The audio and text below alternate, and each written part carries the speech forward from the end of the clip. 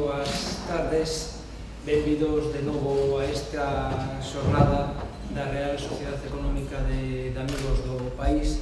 Ten a palabra don Juan de la Salle, don presidente de la Real Sociedad. Muchas gracias, decano. Y yo simplemente es para saludar, dar las gracias a todos por vuestra asistencia y vamos a dar comienzo a lo que sería la segunda jornada de este ciclo de conferencias que, como sabéis, hemos hecho en homenaje a Juan José Moralejo Álvarez. Y sin más, ya le cedo la palabra al decano para que presente al conferenciante, José Manuel García Iglesias. Bueno, muy brevemente, en este caso, porque a José Manuel García Iglesias o coñece todo o mundo e, polo tanto, sobran as presentacións de calquera índole. Sin embargo, o mellor, desde non tanto a perspectiva académica que marcaría unha presentación ao uso, senón máis ben dende unha perspectiva máis persoal, máis de compañeiro, máis de discípulo en relación ao seu mestre. Falar de José Manuel García Iglesias teríamos que facelo casi con un flashback en relación ao cine. A semana pasada el decía que facía, non sei se 30 anos ou 40, entraba nas aulas en compañía de José Ramón Villares Paz. Eu vou a quedarme un poquinho máis preto. Fai un ano, escasamente, o farai o 20 de decembro, celebrábanse os 25 anos de catedrático de José Manuel García Iglesias.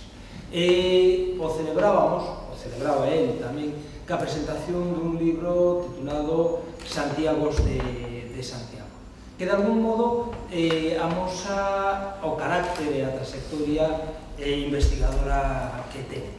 Por unha parte, o seu interese pola cultura xacobea e por todo o que ten que ver co Camiño de Santiago.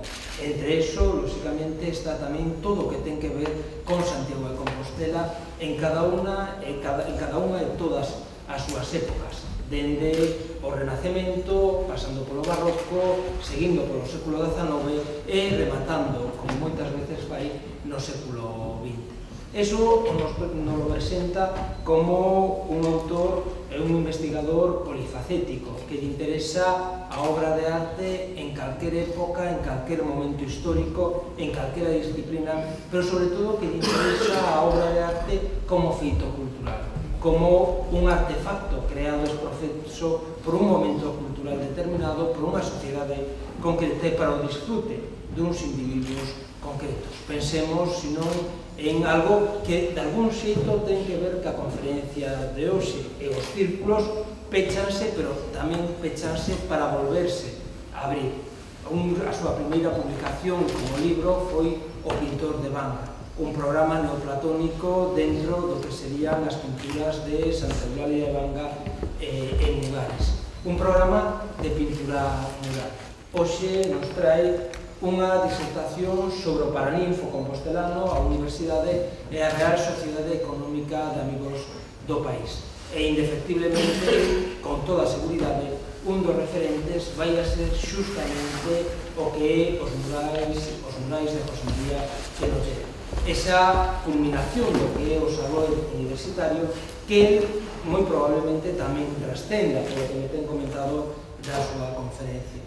Por lo tanto, simplemente deixándoos con José Manuel García Iglesias, ca súa perspectiva do Paraninfo, ca súa perspectiva da Universidade Compostelana e a súa perspectiva da Real Sociedade Económica de Amigos del País, tres elementos que coñece perfectamente, podemos comenzar a charlar. Moitas gracias. Muchas gracias, decano. Voy a estar aquí para poder hablarles mejor desde esta pantalla. Muchísimas gracias por la presentación y por la invitación a estar en esta conferencia de este ciclo de la Real Sociedad Económica de Amigos del País. Bueno, voy a hablar bastante de números en este tiempo de crisis, pero de números no se asusten de otra forma, con carácter casi siempre simbólico. Tres son las razones que me traen aquí. Primero, el ser socio de la Real Sociedad Económica de Amigos del País. La segunda, pertenecer a un grupo de investigación que se llama Jacobus. Y en tercer lugar, el ser profesor de esta casa, de esta universidad y ser habitante de estos espacios desde hace 44 años. Hay entre la puerta de mi despacho y la puerta de Paraninfo justo 85 pasos. Esa es la distancia física que me separa de este espacio, que me obsesiona hasta cierto punto desde hace más de un año, cuando empecé a ver en él o a intuir en él pues mensajes que yo hasta entonces desconocía. Y a partir de ahí nació un libro en el que estoy escribiendo desde hace un año, y debo de agradecer en principio pues a una serie de personas el que me hayan ayudado a presentarles esto, que es un trabajo de investigación y que ha tenido pues la conveniencia de contar con personas como Javier Braje, que me dio información sobre la Real Sociedad Económica de Amigos del País, como Joaquín Botel, que me aportó datos de la Facultad de Medicina, como mi compañero y amigo el decano Monterroso, que conmigo estuvo pues viendo algunas de las cuestiones que aquí están, con Ramón Izquierdo Peiró, con quien seguí trabajando en cuestiones de la catedral que tienen que ver con este Paraninfo, con el archivo del Correo Gallego, que me aportó información gráfica que me está valiendo pues, para acercarme a otros tiempos y otras historias, y para el personal de esta facultad, que tantas veces pues, voy a la puerta de la librería que me abran la puerta para seguir mirando a lo que este Paraninfo dice. Voy a dividir mi charla en tres partes. Una dedicada a Minerva, la diosa de Compostela, que es el título de este libro que estoy trabajando en él. Otra dedicada al Paraninfo y otra última dedicada a quien pensó este Paraninfo. Minerva, la diosa de Compostela, pues tiene una historia, y es la historia de cómo Minerva llegó a estar sobre el edificio central de nuestra universidad. Cuando Luis Monteagudo, por 1771, traza por primera vez la fachada de este edificio, el primer proyecto, pues se cargó la fachada de la iglesia que había al lado, unificó todo el conjunto para que de alguna forma se minorase y se adecuase la iglesia a lo que era la nueva referencia universitaria, aquel viejo solar de jesuitas, y ya generó unas fachadas para la iglesia y para el edificio central de la universidad, en el que aparecen una serie de símbolos en donde sobre todo está el escudo de España, está una serie de ángeles o de figuras trompeteras. En definitiva, el escudo real es el que centra en ese momento el primer espacio de la Universidad Compostelana. Hay un siguiente plan, por 1783, el Real y Supremo Consejo de Castilla es quien avala este nuevo proyecto, y Miguel Ferro Cabeiro quien lo pinta, quien lo traza, y ahí ya se nos dice que es la fachada principal de la entrada por parte de Poniente, en la calle principal que va, tal cual está escrito en el documento, a la plaza del Mercado, donde se pone la sala del claustro y la secretaría. Primera mención a la importancia que tiene la secretaría en la Universidad de Santiago, en la universidad, en el organigrama de aquel tiempo, porque la secretaría de alguna forma administra todo lo que es la universidad en aquellos tiempos, no solamente en Santiago, sino en la Generalidad de Galicia. Y ya en esos tiempos, 1867, vemos a una Real Sociedad Económica de Amigos del País involucrada en la vida de la universidad y haciendo que esa vida de la universidad resplandezca en la medida de lo posible, avalando sus estudios, intentando que estudios que están a punto de fenecer no lo hagan, y de esta manera son dos caminos paralelos, el de la universidad y el de la Real Sociedad Económica de Amigos del País, apoyándose entre sí, pero sobre todo desde la Real Sociedad Económica de Amigos del País hacia lo que es la universidad. La ley de 1877 electoral para los senadores, en la cual le da pues una importancia grande a la hora de elegir senadores a la Sociedad Económica de Amigos del País, aumenta, si cabe, pues esa importancia de esta entidad dentro de lo que es Compostela y lo que es España en general. Primera mención a Minerva. La encontramos en 1798 en otro plano de Miguel Ferro Cabeiro, en donde se nos habla de que un ático sencillo, coronado por las armas reales, de nuevo las armas reales, a quienes sirven dos tenantes, Minerva y la elocuencia, o en su lugar, otras deidades que se consideren más alusivas al asunto. Todavía no se ha optado por Minerva. Minerva es una opción, aparece en nombre de un ilustrado, de un académico, esa opción de coronar con una Minerva que todavía no preside, sino que es tenante ese conjunto en ese momento. Y sigue el relato de Cabello diciéndonos: y sobre las pilastras laterales tuve por conveniente plantar en bloc una esfera acompañada de genios, porque me ha parecido que las matemáticas abrazan todas las ciencias exactas y algo más.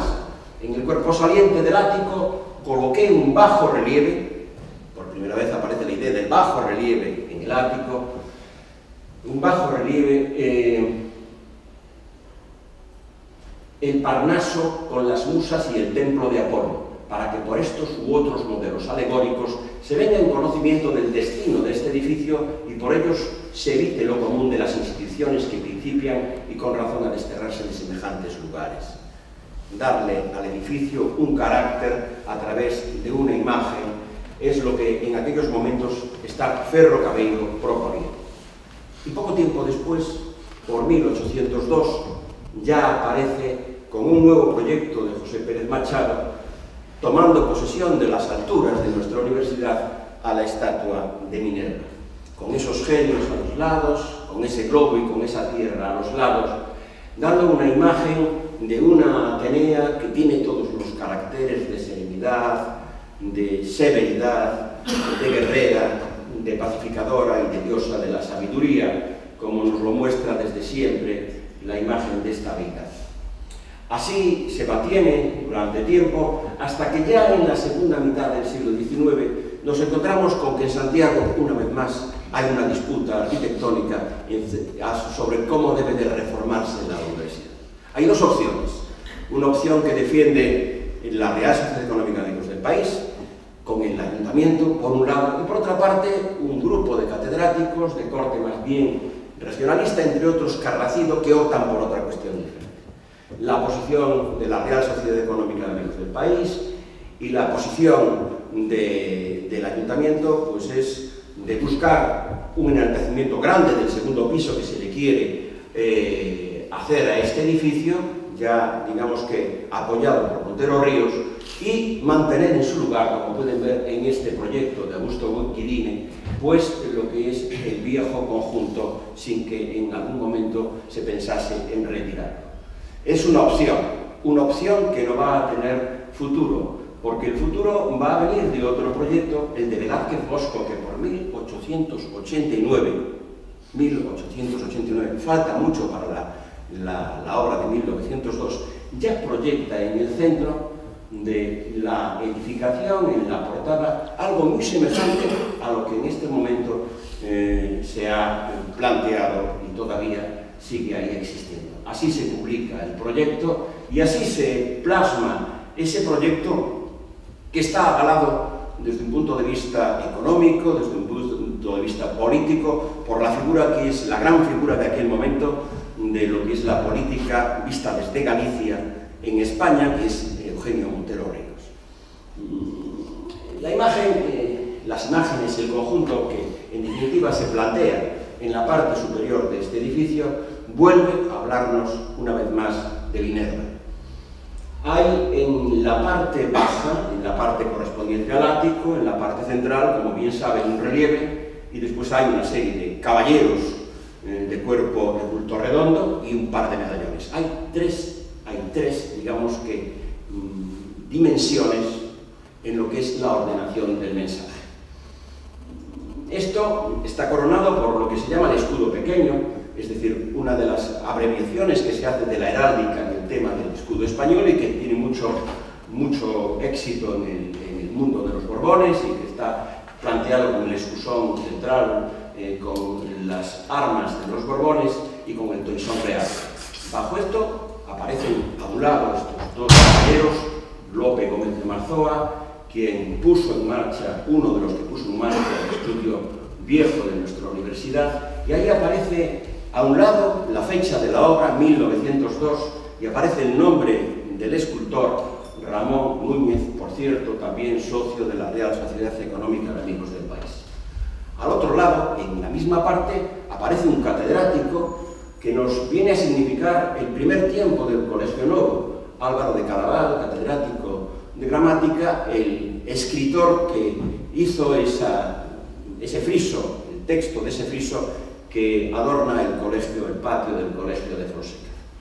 A la otra parte está el conde de Monterrey, que por 1553 está teniendo un protagonismo importante en las primeras ordenanzas de nuestra universidad, y por 1651 es la figura última de esos 4 grandes personajes, Diego Juan de Ulloa, que fue visitador real, que fue rector de esta universidad y que fue el que dio el primer paso realmente para la construcción de este edificio en el que hoy nos encontramos. Es, podemos decirlo así, la parte civil de esta representación. La otra parte, la parte de los medallones, es la parte propiamente eclesiástica. Detrás de esto está el modo de pensar de Montero Ríos, separando perfectamente lo que es lo civil de lo eclesiástico.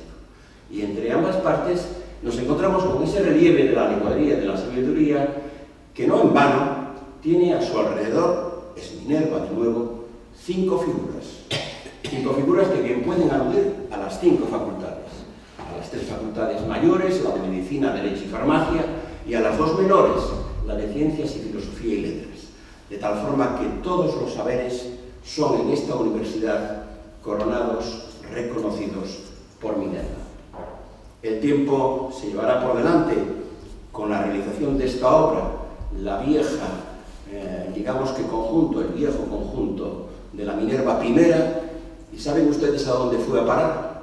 Pues al patio en donde estaba la Real Sociedad Económica de Amigos del País.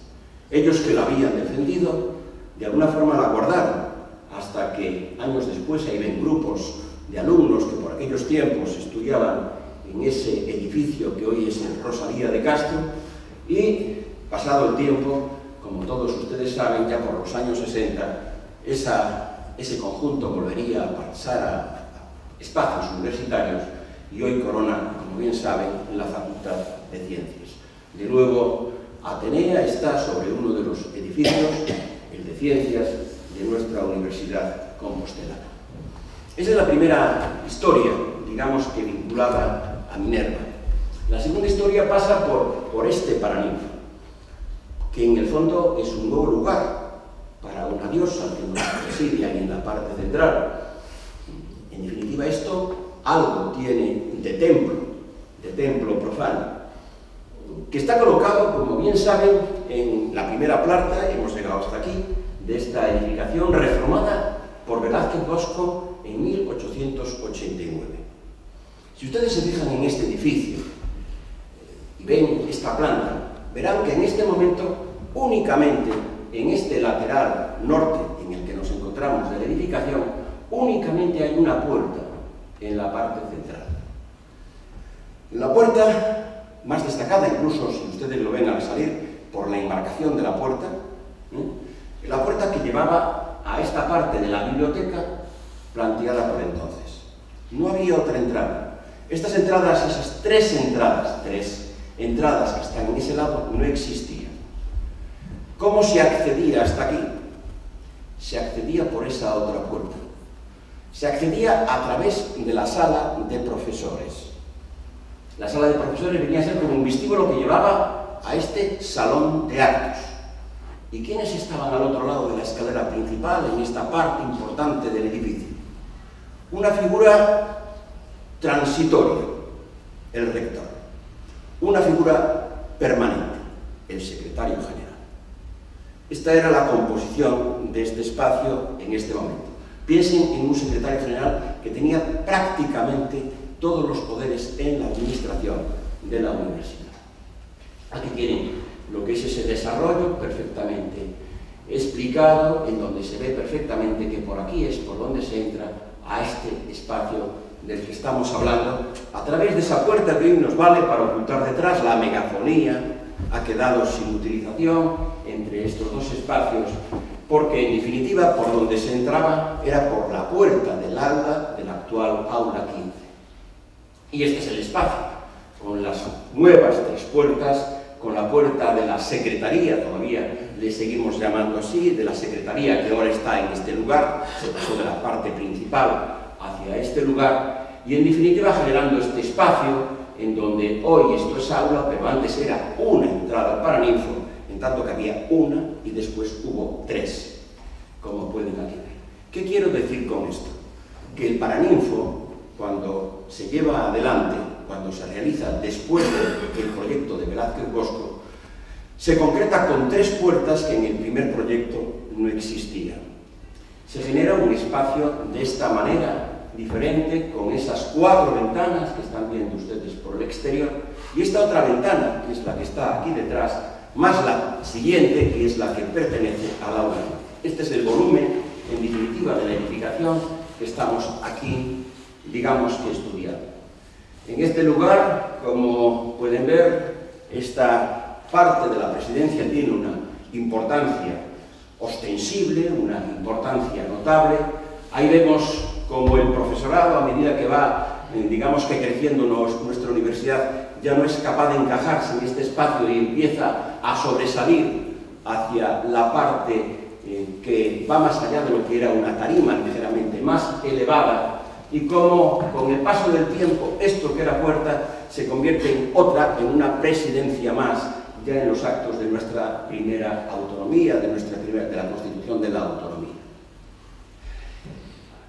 El espacio está distorsionado en realidad con respecto a cómo era en origen. ¿Por qué? Porque ustedes están sentados en un espacio corrido. En la segunda parte, los bancales están corridos de un lado al otro con pasillos a los laterales. Y no era así hasta la reforma de hace muy pocos años. Había 3 espacios. Un espacio central que era un pasillo y 2 espacios laterales que eran los lugares en donde se sentaban aquellos que asistían a los actos que aquí pues, se realizaban con profesores y a veces con otros tipos de autoridades. Por cierto, que el tipo de sillas en los que están sentados son sillas que han sido diseñadas por Velázquez Bosco. Ya en el proyecto de 1889 se ve perfectamente, hasta con los agujeritos que pueden ver ustedes en los respaldos, cómo esas sillas fueron por entonces así planificadas por el arquitecto que hizo, digamos, que el primer proyecto, el primer plan. Aquí pueden ver ustedes en estas fotos que me cedió el Correo Gallego cómo se sientan nuestros profesores a un lateral, cómo se suelen sentar las autoridades a la otra parte, y como en lo que es el público también esas 2 partes en las fotos antiguas. Aquí vemos ya cómo es ya en la actualidad, con esa forma corrida en los bancales de la parte digamos que posterior de la sala, y la importancia que tiene en todo este conjunto este Paraninfo, que ha sido reformado en el año 98, perdiendo una serie de cuestiones y ganando otras, por supuesto, que originariamente tenía. Si nosotros nos fijamos en cómo era en este espacio que acabamos de antes de señalar, pues nos daremos cuenta de que estas ventanas que hoy en día no tienen cortinajes estaban cerradas absolutamente con cortinas.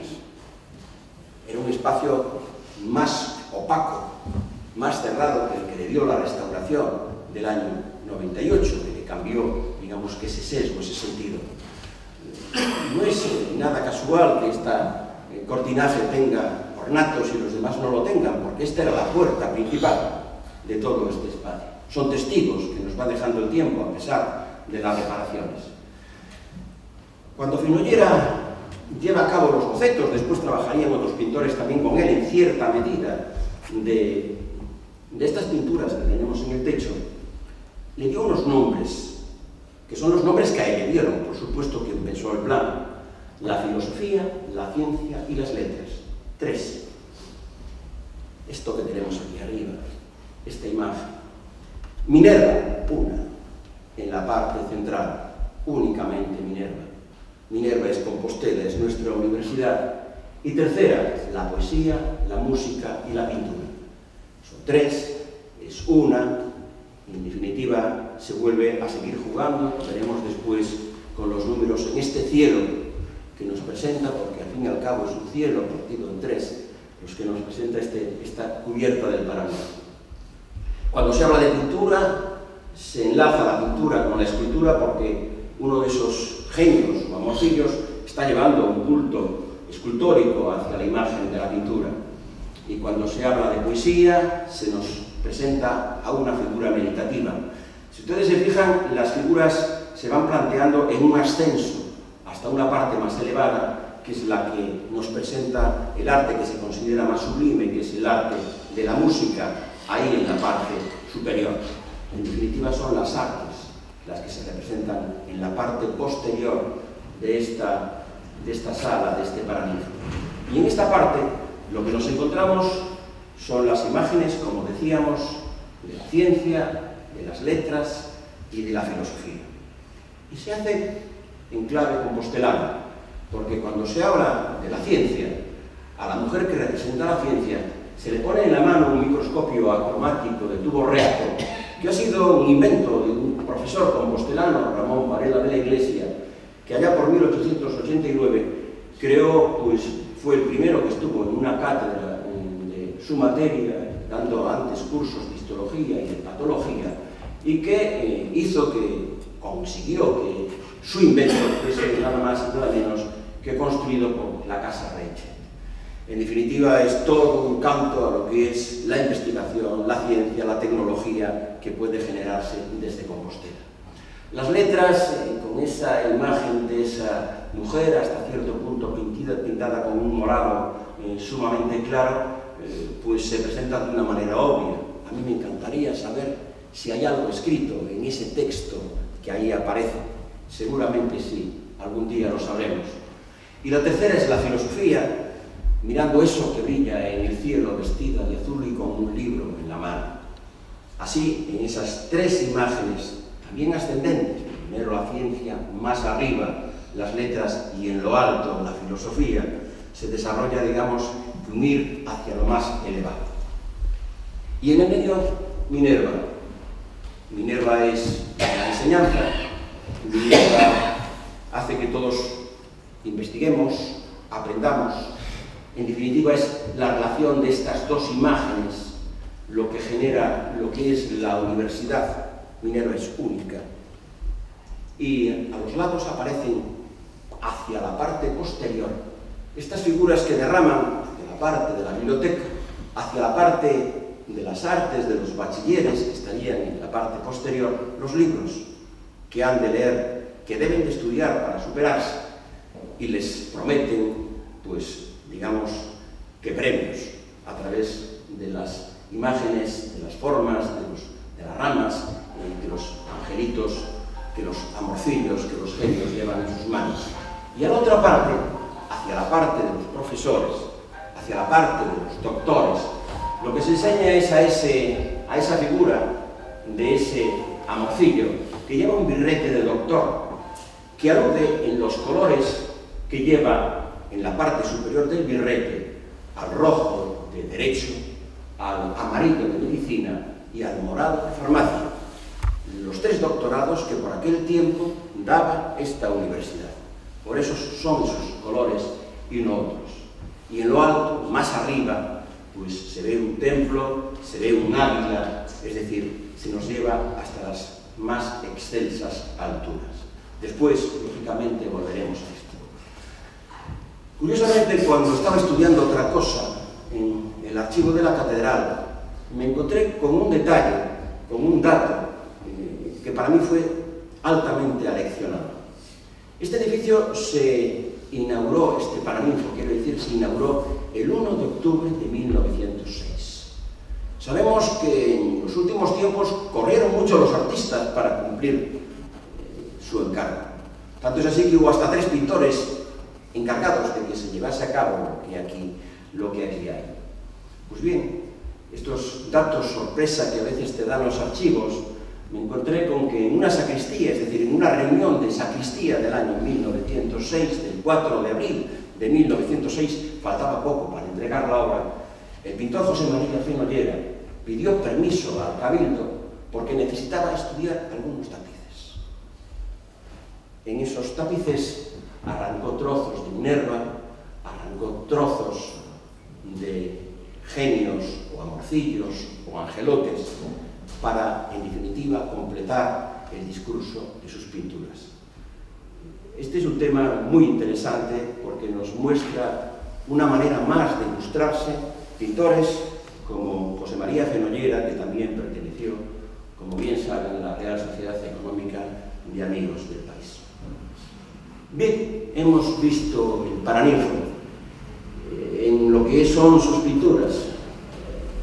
Podemos fijarnos en el friso, ese friso cargado de nombres y con 25 nombres, por cierto, 25 nombres, 24 más 1, si entendemos como uno lo que tenemos hacia el oriente, que es Fonseca III, y con 9 medallones, que son 8 más 1, 4 y 1 al final.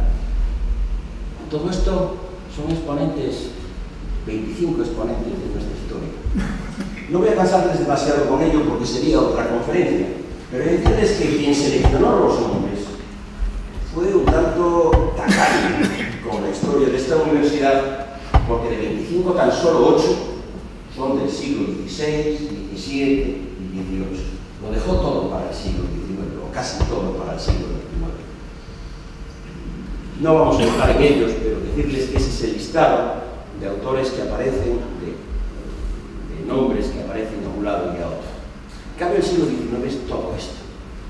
En el siglo XIX aparecen nada más y nada menos que 17 personajes, de los cuales 11 fueron socios de la Real Sociedad Económica de Amigos del País. Los vemos ustedes a todos ahí en color azul, y uno de ellos aparece en color más rojo, Eugenio Montero Ríos, porque es el único personaje de los aquí citados que estaba vivo cuando se hizo el Paraninfo, 1906, porque todavía vivió casi 10 años más, 8 o 9 años más, es decir, lo enaltecieron en vida quienes planificaron este Paraninfo. Todavía, ojalá algún día lo sepa, cuál es el modo, la forma en la que el mentor del Paraninfo planteó la ordenación de los nombres, porque seguramente que existe una lógica. Hoy por hoy nos quedamos con su reparto. Aparecen a un lado Lamas, Pardo y Cuesta, al otro lado Casiano, de Prado y Alonso de la Peña. Después volveremos a algunos de ellos. Nos encontramos con la puerta principal y esta ventana, y ahí está Eugenio Montero Ríos, y ahí está Domingo Fontán, la puerta principal para Eugenio Montero Ríos. Después entramos en la segunda puerta, ya la puerta del público. Antes tenemos estos dos paños en donde aparecen los nombres de Sánchez Ulloa y de Felipe de Castro, un rector de la universidad importante, que fue conde de Monterrey también. Y abajo Caldas Pereiro, un personaje muy interesante y poco conocido, Miguel Colmeiro, mucho más conocido, pero en definitiva dan paso estos personajes a Casares Rodríguez, a quien vemos cuando entramos en este Paraninfo por la puerta de lo que es el claustro, propiamente dicho, a Rodríguez González. La figura de Casares es una figura importante, con vítores, con esta fotografía antigua donde aparece entre un martillo, un yunque y un martillo, también de la Sociedad Económica de Amigos del País, rector de esta universidad, Rodríguez al otro lado. Después vienen esos personajes en donde están Santo Toribio Alfonso de Mogrovejo y Carlos Ramón Fort, que fue un historiador importante. No tengo tiempo para hablar en ello, pero decirles que después vienen en las siguientes Puerta y Ventana, Varela de Montes y Viñas, personajes también muy importantes, también Viñas de la Real Sociedad Económica de Amigos del País. Después Ferreiro, el autor de la primera Minerva, y Diego de Muros, obispo de Canarias, lo aclaran muy bien para decirnos que no estamos hablando de Diego III, sino de Diego II, una figura que muere en 1506 y que tiene mucha importancia en lo que es la configuración de los primeros pasos de la universidad. Y al final, en la última puerta y en la última ventana, Maximino Teijeiro, el doctor Teijeiro, y un político coruñés muy importante, Linares Rivas, para llegar a las esquinas en donde nos encontramos a una figura que nunca existió, porque le llaman fraile, nunca fue fraile. A lo mejor detrás de eso hay un enigma. Fray Pedro de Victoria, quien lo hizo sabía muy bien que no era fraile, a lo mejor se estaba refiriendo a otro. Y Fray Luis Iglesias, personaje importante, también vinculado a la Real Sociedad Económica de Amigos del País. Y al otro lado, el Marqués de Rodil, que fue el líder de lo que fue el batallón literario de la universidad, y Nicomedes Pastor Díaz, figura también a vincular con nuestra universidad. Ya al final aparece Fonseca III en el medallón, y un cuadro que había aquí, en esta parte donde está ahora Diego de Muros, fue trasladado a un lugar donde había una placa, naturalmente de la época franquista, en donde estaban los caídos por la guerra. A mí me gustaría saber, es otro enigma que hay debajo de la placa, porque seguramente hay otro mensaje que nos interesaría saber para conocer lo más profundo de la historia de este paraninfo. Estos son los 8 personajes y el 9º es Fonseca. Pues bien, de estos 8 personajes, 7, todos menos Rodríguez González, fueron socios de la Real Sociedad Económica de Amigos del País, además de Fray Luis Iglesias, Manuel Cormeiro, José Ramón Rodil y Galloso, también socio de nuestra Real Sociedad Económica de Amigos del País. Valga esto para que se entienda la importancia de la conjunción que había entre lo que era la Real Sociedad Económica de Amigos del País y la universidad en estos tiempos en que fue inaugurado este paraninfo, que está presidido por este escudo que vuelve a ser el escudo pequeño de España, el escudo menor, con una corona que no es una corona real, sino que es una corona mural, tema al que volveremos posteriormente. Hay otros 2 escudos más, número 3, el escudo real, el escudo de nuestra universidad justo en la parte central, perdón, el escudo de nuestra universidad en la parte central y en la parte ya final el escudo de Galicia.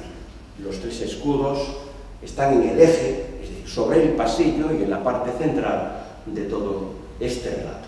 Evidentemente hay otras decoraciones aquí que han pasado por la historia conociéndose sencillamente como decoraciones de carácter neoplatonesco. Ahí acabaría una explicación, digamos que tradicional, de este paraninfo. Pero yo entiendo que hay algo más, y es de lo que vamos a hablar en la última parte de esta charla, de esta conferencia. El mentor o impulsor del plan del paraninfo, enaltecedor del culto de la diosa Minerva. ¿Quién pudo ser este personaje? Normalmente los historiadores del arte nos manejamos con los nombres de los artistas y nos quedamos muy tranquilos porque sabemos qué artista ha hecho la obra. Siendo así, Arturo Calvo fue el arquitecto que firmó el proyecto en 1903, pendiente entonces de ornato. Rafael de la Torre Mirón, madrileño llegado a Santiago 2 años antes, es quien, que fue socio también de la Real Sociedad, es quien en teoría se encarga de desarrollar el programa iconográfico. Conocimientos le faltaban para desarrollarlo. José María Fenollera, Eugenio Villar Rodríguez y Urbano González Varela serían todos ellos socios de la Real Sociedad Económica de Amigos del País, serían quienes ayudarían de la Torre Mirón a, digamos que, hacer esta obra que tenemos ante nosotros. ¿Quién pudo ser el personaje que pensó esta obra? Yo creo que el secretario general de la universidad. Cores, cuando habla de este personaje, habla de la época del milonato, porque Milón fue un personaje que duró en esta universidad con mando en plaza prácticamente 30 y tantos años. Es un personaje que vio pasar muchos rectores, con alguno le fue mal y estuvo apartado del servicio, firmaban otros por él, pero se mantuvo en el puesto. Tan solo un personaje que lo apartó un tiempo de ser el secretario general, que fue Alfredo Brañas, que estuvo durante un poquito tiempo, del 75 desde un año en concreto, estuvo, pues, digamos que con las funciones, con el trabajo de ser secretario general. Pero como pueden ver, desde 1851 hasta 1913, este hombre lo fue todo. Desde 1875, quiero decir, a 1913 lo fue todo, salvo 21 meses, secretario general de la Universidad de los Estudios de Galicia. Socio, por cierto, de la Real Sociedad desde 1876. Y quédense con este detalle, porque no es menor. Su suegro era alguien que también fue rector, Maximino Teijeiro. Este es, digamos, que fue senador.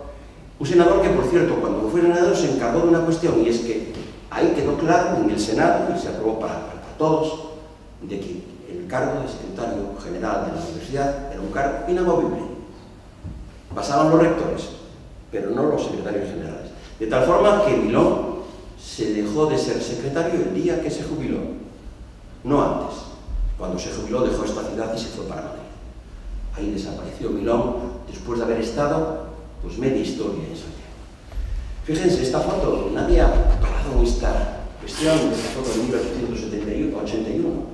Ahí está Milón, de donde ha arrancado el trozo que nos muestra su efigie. Es uno de los dos únicos personajes que están descubiertos en la foto. El rector y él. Los demás están en otro rango. Son los que comparten estos despachos de secretario general y rector, uno al lado del otro. Los profesores están aquí y aquí estaría el paradigma. Pero es que justo Milón fue masón, reconocido masón. Masón que pasó por unas cuantas logias, por bastantes logias, de Santiago y de Coruña, y dirigió el Magisterio Español, una publicación que se hacía en Santiago. Los datos que nos aporta el libro de Carlos Pereira Martínez, A Galicia Heterodoxa, son a este nivel maravilloso. Hasta ahora nadie los había relacionado, digamos, que los datos de este libro con otros datos de nuestra historia que son, pues, muy interesantes. Hay que decir que los listados a los que llegan historiadores como Balín o como Pereira son, digamos que listados de masones muy cortos. Había muchos más, muchísimos más de aquellos que los listados de una sociedad secreta recogen. Se conoce nada más que la punta de un iceberg, que era enormemente grande. ¿Por qué ese interés por el magisterio español? ¿Por qué ese interés por la Secretaría General, que era, entre comillas, mangonear la universidad? Bueno, el gran mestre adjunto de la logia compostelana del 73, personaje conocido naturalmente por Milón, José de Carvajal, decía: es indispensable que se confíe en masones honrados y competentes la dirección de la enseñanza para contrarrestar la odiosa propaganda que contra nosotros hacen los vampiros de nuestras doctrinas. Este es el talante. Y este es la Galicia de aquel tiempo. Estamos con 34 logias, 4 triángulos y 12 capítulos entre 1814 y 1896 reconocidos en la provincia de La Coruña. Y también cantidades importantes en Pontevedra, en Orense y en Lugo. Hay una importante, digamos que, presencia de lo que es la masonería en la Galicia de la segunda mitad del siglo XIX y de los primeros años del siglo XX. Ese tipo de sociedades estaban siempre muy próximas a ideas liberales, ideas republicanas. No tenían por qué no ser católicos, aunque eran normalmente mal vistos por la autoridad eclesiástica, y eran personas que en definitiva se movían en doctrinas que buscaban por formas alternativas, digamos que otra filosofía, otro modo de saber. Bien, de todos estos personajes que aquí están, aparecen en listas de masones 10 personajes, no es una cifra menor, 10 señores de los que aquí están bien representados, y no son todos, hay más. Lo que pasa es que no están hasta ahora listados, por decirlo de alguna manera. No solamente masones, aparece por ejemplo Felipe de Castro, enunciado como masón en algún listado de su tiempo. de tiempos ligeramente posteriores. Aparece Domingo Fontán, también citado como tal.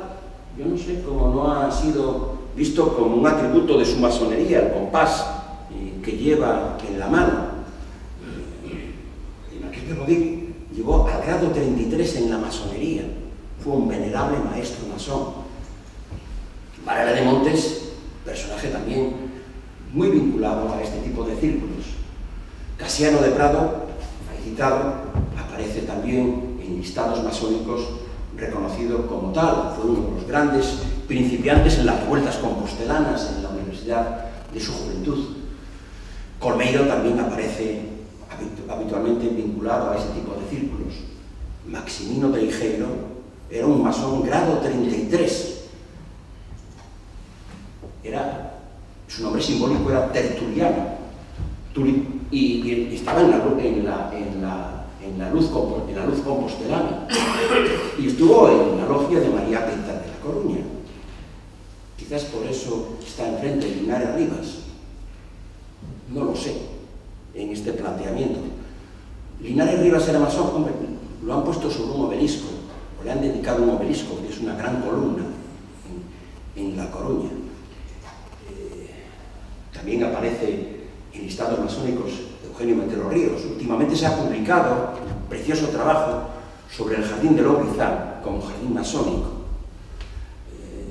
Este personaje fue catedrático de canónico de nuestra universidad entre el 60 y el 64 y fue ministro con Prim, masón, y fue también ministro con Amadeo I de Saboya, masón.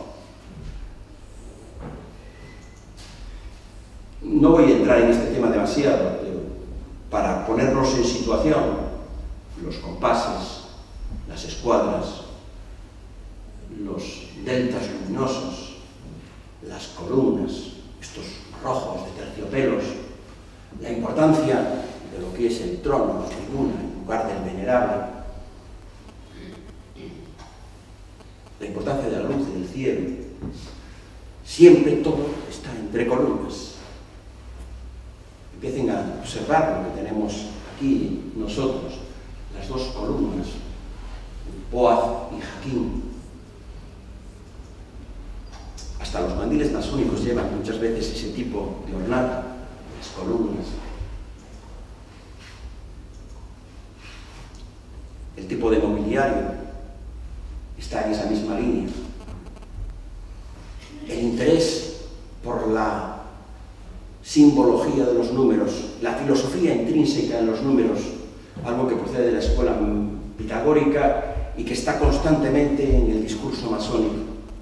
El triángulo es la célula madre, es el principio. Con 3 se puede hacer ya una reunión masónica. 3 es el número perfecto que indica la armonía. La cámara de reflexión, imagínense por un momento que entre otros servicios este puede tener el de ser en determinados momentos una logia. La cámara de reflexión sería, en este caso, la sala de profesores. Ahí sería donde se reconociese al masón y se le daría la entrada a este espacio. Detrás de todo esto, evidentemente, tenemos que tener una figura importante, como es la figura de Milón. Y aquí tienen ustedes como esa idea de pasillo, con las dos partes perfectamente, digamos que separadas. Está hasta lo que es la restauración del 98. Después se hubo que alargar con esos, durante un tiempo, con esos bancos corridos en espacio de profesores, pero fue una cuestión que después desapareció. Fue una pena que no se mantuvieran los dos espacios y que no se mantuvieran los cortinajes cuando se hizo la restauración. Pero en definitiva, de esta manera tenía más, digamos que, sustancia de templo, como lugar en donde se reúne una logia que en el fondo no es otro lugar más que, otra opción más que buscar la sabiduría. Es el camino que lleva de oriente a occidente hacia la luz. En este caso el espacio está invertido y la luz no está aquí, sino que está al otro lado, y sería Fonseca. Esa es la entrada principal y esas son las entradas secundarias. La entrada de la presidencia, las otras entradas, las columnas en cada puerta. entrada entre columnas. Levantamiento de columnas es lo que constituye una logia. Aquí hay 18 columnas. Para el masón, los símbolos se ordenan no de abajo arriba, sino de arriba a abajo. Y tiene mucha importancia la regla de las 24 pulgadas. Aquí hay 24 más 1. La luz, 12 y 12. Después volveremos a esto. Y nos preside, ahora está en ese lugar, el decano, el venerable maestro, cuando hay una reunión masónica, lo que se llama una tenida. Está sobre este sillón que tiene en las 4 esquinas esos ánforas con cisnes y granadas que están viendo en la diapositiva, que es un tipo de decoración que, por cierto, gusta mucho a los masónicos, y son 4. Si viésemos las estrellas que hay a los lados, hay 5 a cada lado, son las estrellas de los Fonseca, al igual que el escudo que aparece, que es el de nuestra universidad. El 4 es la iniciación en los misterios de la naturaleza. Es el lugar donde se sienta en las tenidas el venerable maestro, el que ha adquirido el grado 33. Y arriba tenemos 3 espacios, como hemos comentado. Y en el centro tenemos 3 escudos. ¿Por qué una corona mural y no real en el escudo de España? Porque aquí este es el lugar de la sabiduría en donde tendemos a ese llegar a lo alto. Y la corona mural originariamente era el premio, la diferencia, la distinción que se le daba al soldado que escalaba primero el muro, es decir, el que llegaba primero a la meta y colocaba el estandarte en una ciudad invadida.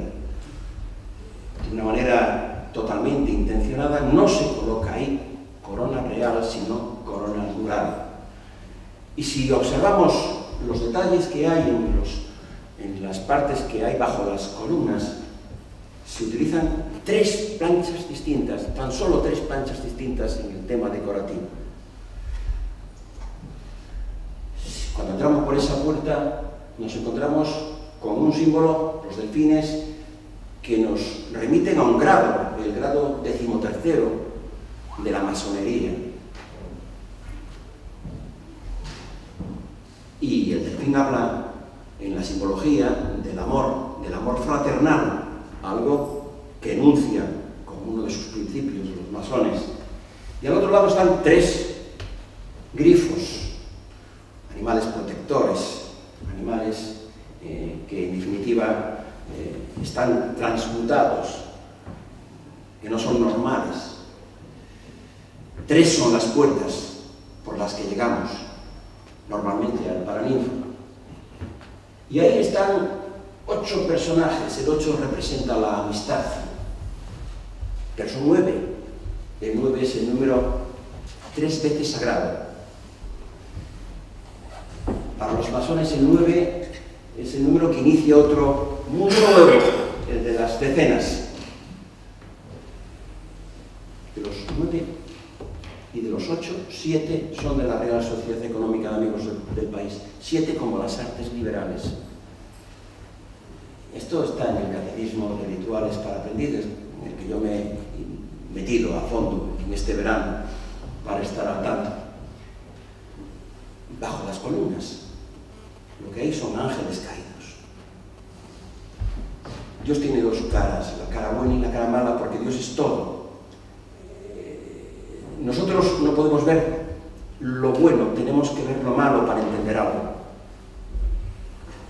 Los ángeles caídos, si son 9 son 18, 18 son 22, porque hay 2 y 2 en la parte alta, en los doseles.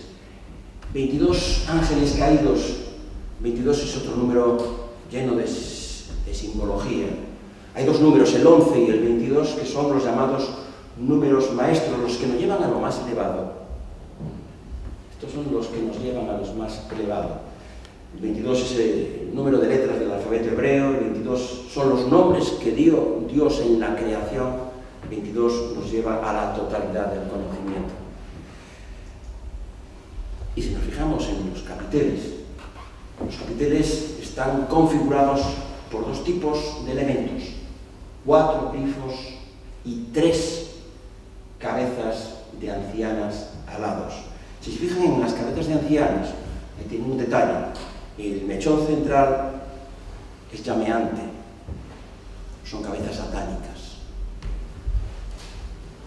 con la importancia que tiene lo satánico dentro de lo que es el concepto masónico. Este es un templo, evidentemente, de la sabiduría, en el que se pueden hacer actos y se hacen actos académicos, y se hacen fiestas minervales y se dan conciertos, y se pueden tener tenidas, ¿por qué no?, masónicas. Naturalmente se lían con las cortinas cerradas, y esta ventana siempre está cerrada. Yo no me he dado cuenta de que estuvo cerrada siempre hasta que empecé a estudiar el Paraninfo. Es una ventana, digamos que totalmente tapiada, porque es esta presidencia. 12 y 12. El 12 es el número de los meses, el número de los signos del zodíaco, el número de los apóstoles. El 8, 8. Expresa armonía. En definitiva, todo está lleno de sentido. Y las pinturas también nos hablan de lo que estamos hablando. El músico no toca cualquier instrumento. El músico lleva en sus manos un arpa. Y el arpa tiene un sentido para la masonería muy claro. Es un símbolo que nos lleva, es como una escala mística, que nos lleva a lo celestial. Y si se fijan, hay un pájaro, que bien puede ser un búho, en la parte superior del arpa, que también se relaciona en arpas antiguas con la forma del triángulo, por cierto. Y si nos fijamos en esos amorcillos, o genios, o putis, hay algunos que llevan alas de mariposa, animales que se transforman. El simbolismo de la mariposa es utilizado muchas veces en lo que es la transformación de una uva mariposa por la masonería. En la transformación hay un renacimiento. Y en lo alto está un águila. Otro concepto, otro símbolo también muy querido de la masonería. Águila significa el brillo, la claridad, la luz que resplandecen ahí en lo alto, en el templo de Minerva. Y la instrucción del maestro es: aspiro a elevarme y a penetrar en las altas regiones del conocimiento espiritual, hacia donde nos lleva la filosofía. La filosofía lleva un libro en la mano, y yo le he pedido a un pedel que me dejase una escalera para subirme allá arriba y ver qué decía el libro. Y el libro está quien tenía que estar, porque falta entre los demás. Es ese que le había llevado por unos meses el puesto a Milón, Alfredo Brañas, también socio de la Academia de la Económica, por cierto, socio de la Académica, y que fue secretario general entre abril del 84 y enero del 86, poco le duró la secretaría a Brañas. Él fue catedrático de Derecho Natural en Oviedo, y se trasladó a Santiago para una cátedra de Economía Política, y se murió, como todos saben, en el año 1900 como Teijeiro. A él le ponen en la mano, en base a esa cátedra primera y algunos de sus escritos, un libro que llaman de Fundamentos, o filosofía, mejor dicho, filosofía del derecho. Se fecha en Santiago en el año 1900 y lleva arriba el nombre de Alfredo Brañas Menéndez, M. de Menéndez. Están de esta forma colocando otro personaje más, llevando a que este personaje, digamos, que desarrolle su filosofía. Evidentemente, Alfredo Brañas sí que aseguró que no tuvo nada que ver con la masonería, se movía en otros círculos, pero quien desarrolló el programa hizo que esa filosofía mirase hacia un delta luminoso, porque el triángulo se deshace en luz, una vez más el triángulo, y da como forma lo que los masones entienden como delta luminoso, que evidentemente tiene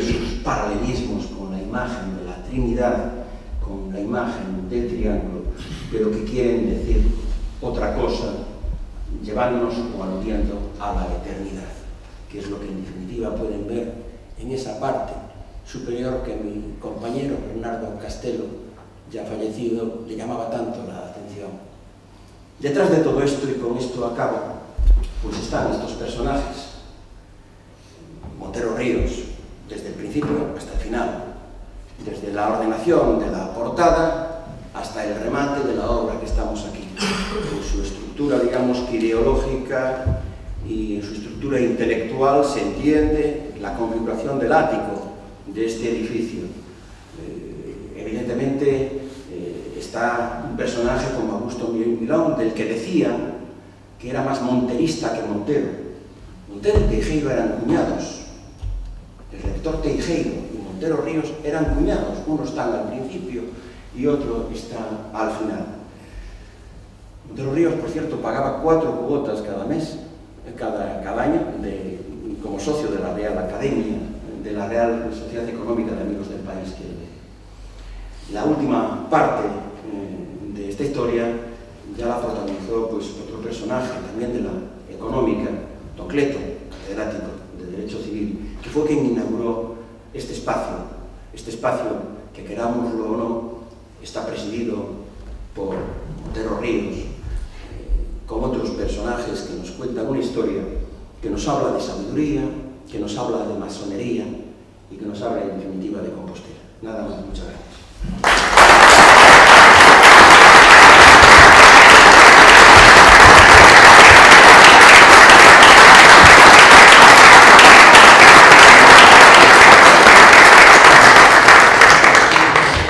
Muchísimas gracias por su asistencia y nos emplazamos para el próximo miércoles para la siguiente charla, que será la de José Manuel López Vázquez, que entrará justamente en el otro punto, en el pintor, José María Fenolleda. Muchas gracias a ustedes y buenas noches.